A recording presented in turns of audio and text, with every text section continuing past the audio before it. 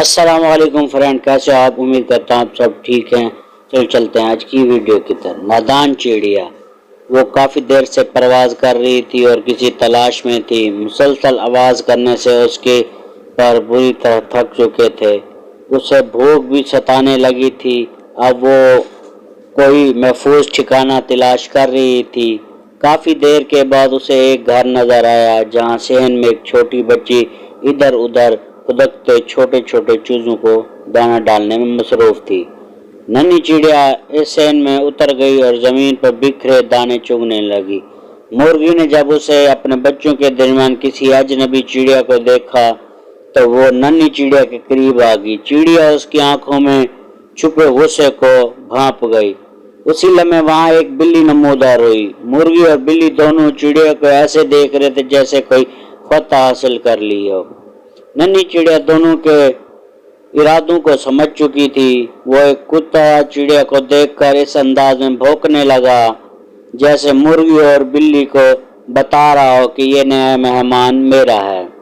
چڑیا کو بہت زور کی بھوک لگ رہی تھی، لیکن اس نے نئے شکار کی آمد میں اور زیادہ گھبرا گئی۔ کتا اب چڑیا کے بہت قریب آ چکا تھا۔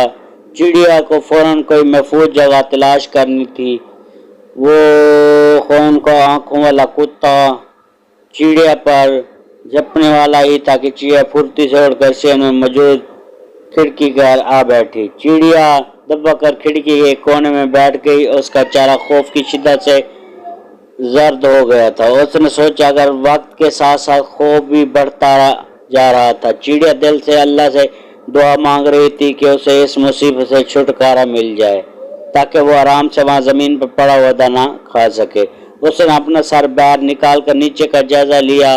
وہ خونخوار آنکھوں والا کتا ابھی تک اپنے شکار کے طاق میں بیٹھا تھا۔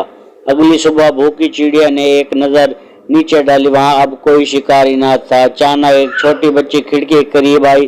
اس نے چڑیا کو دیکھا۔ اسے وہ چڑیا تقریباً ادھر ایک کونے میں پڑی بے چین سی نظر آئی۔ بچی نے اپنے ہاتھ کی انگلی سے چڑیا کو چھوا تو اسے احساس ہوا کہ چڑیا زندہ ہے۔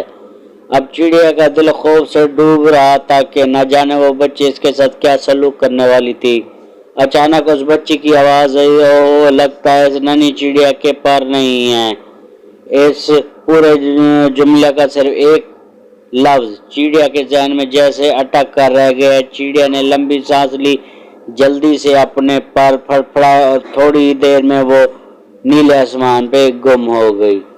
وہ نادان چڑیا اب تک بھولی ہوئی تھی کہ اللہ نے اسے پر کی نعمت سے نوازا ہے جو انسان کے پاس نہیں۔ ہر جاندار کو اللہ نے مکمل پیدا کیا ہے، بس تھوڑے غرور اور فکر سے اپنے اندر موجود صلاحیتوں کو خود تلاش کرنا اس جاندار کا کام ہے۔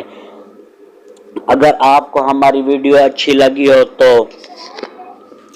لائک، شیئر، سبسکرائب اور بیل آئیکن کو ضرور دبا دیجیے گا۔ تب تک کے لیے اللہ حافظ۔